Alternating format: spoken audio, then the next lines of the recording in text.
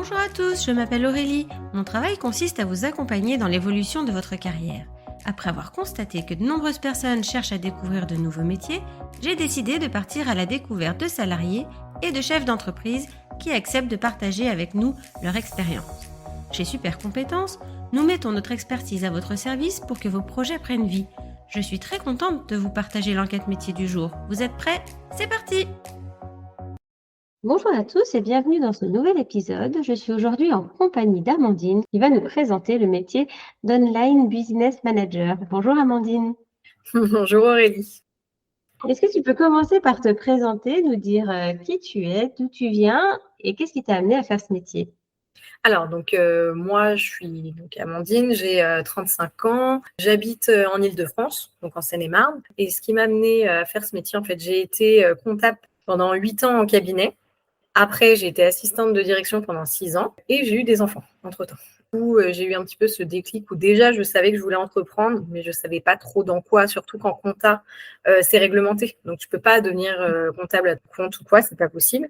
Donc du coup, je me sentais un peu bloquée là-dedans. Et du coup, après, j'ai découvert au début l'assistanat virtuel et après le métier d'OBM, où vraiment ça correspondait beaucoup plus à ce que je fais pour les entrepreneurs. Et du coup, je suis arrivée là-dedans après mes grossesses et l'envie de pouvoir mieux aussi allier ma vie pro et perso. Très bien, merci pour cette présentation. Est-ce que maintenant tu peux nous expliquer ce que c'est ton métier plus en détail ? En gros, j'accompagne les chefs d'entreprise à sortir de l'opérationnel parce que on sait qu'en tant que chef d'entreprise, surtout quand on est tout seul, quand on a des petites équipes, au début on fait un peu de tout. On fait aussi bien le marketing que la compta, que les papiers, que même après quand on a une équipe, on peut faire du management, etc. Et on finit en fait un petit peu par pas forcément aimer tout ce qu'on fait. Et puis surtout, on finit aussi à atteindre un petit peu un plafond de verre quand c'est comme ça.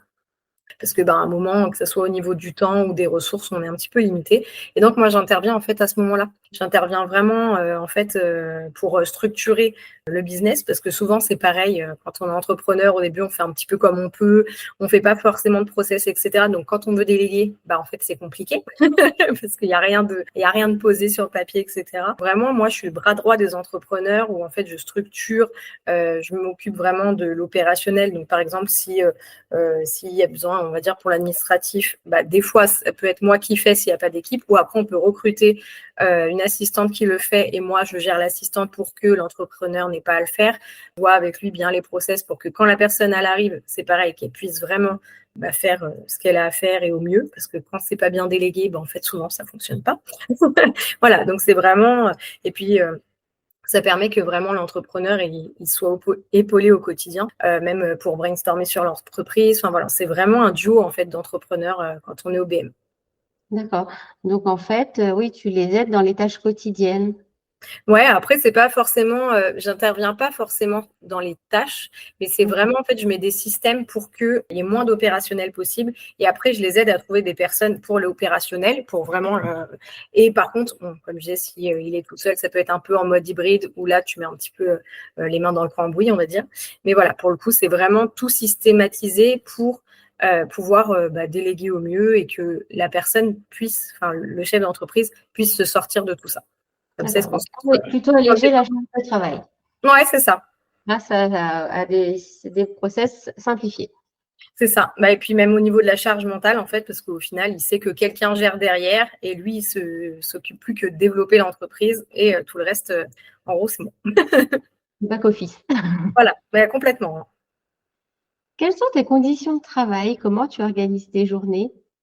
Déjà, je travaille exclusivement chez moi. Après, j'ai des clients quand ils sont pas loin, on peut se rencontrer, il n'y a aucun souci, mais les 3/4 du temps, enfin même 90% du temps, c'est chez moi. Après, du coup, j'organise comme je veux. Juste après, avec des clients, j'ai certains créneaux où en fait, j'ai rendez-vous avec eux pour voir un petit peu, par exemple, le point de la semaine, qu'est-ce qui est prioritaire pour brainstormer sur certaines idées, etc.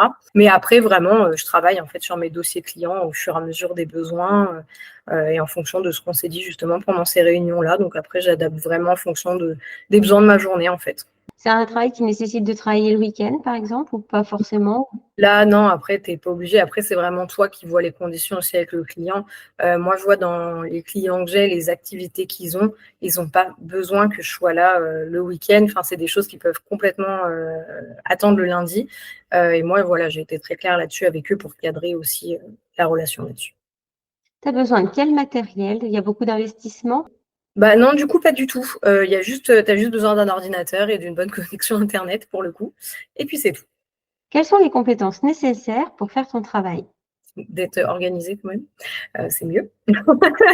Voilà, de savoir vraiment un petit peu l'esprit de, comment dire, de synthèse. Enfin voilà, vraiment, et surtout l'envie d'aider en fait.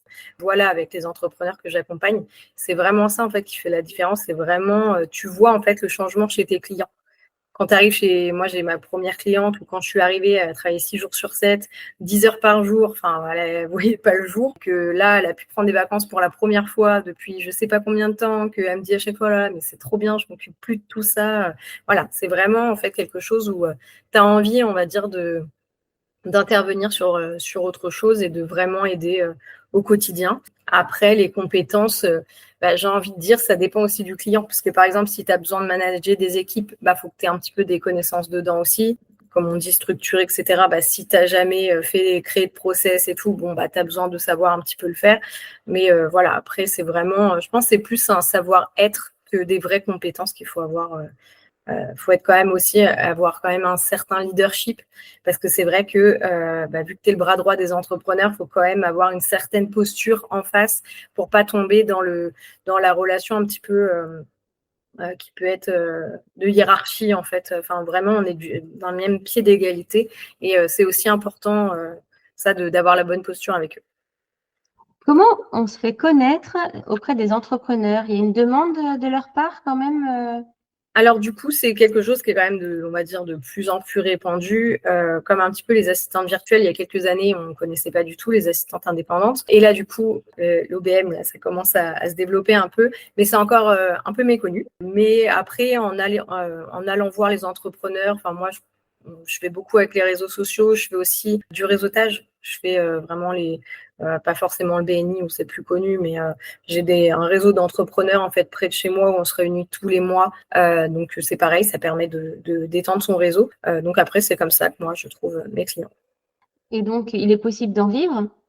Oui, oui, oui. Après, on n'a pas besoin parce que du coup, vu que c'est quand même des grosses responsabilités, voilà, c'est des responsabilités importantes. En fait, il n'y a pas besoin de 50 clients. Déjà, on ne pourrait pas.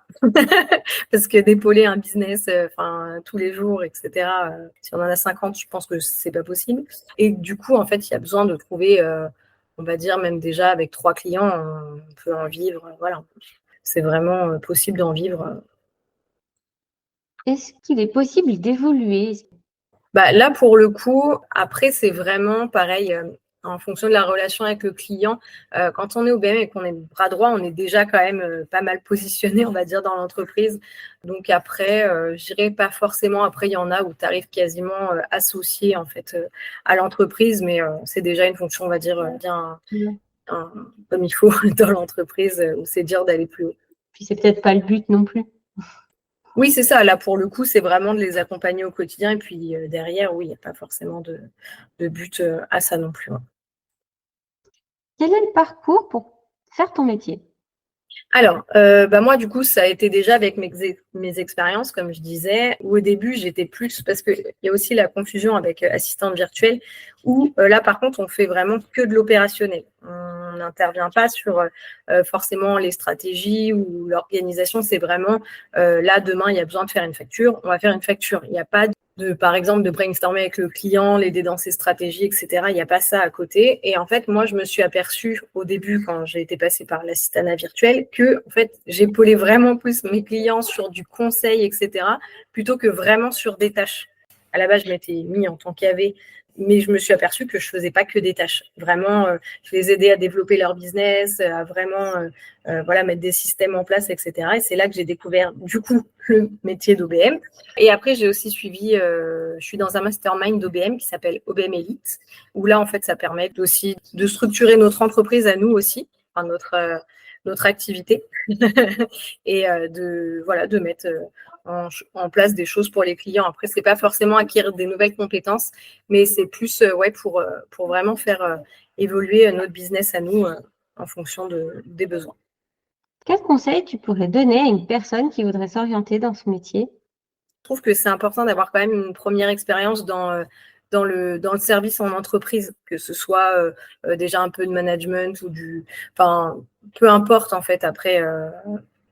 Mais je pense que c'est déjà bien.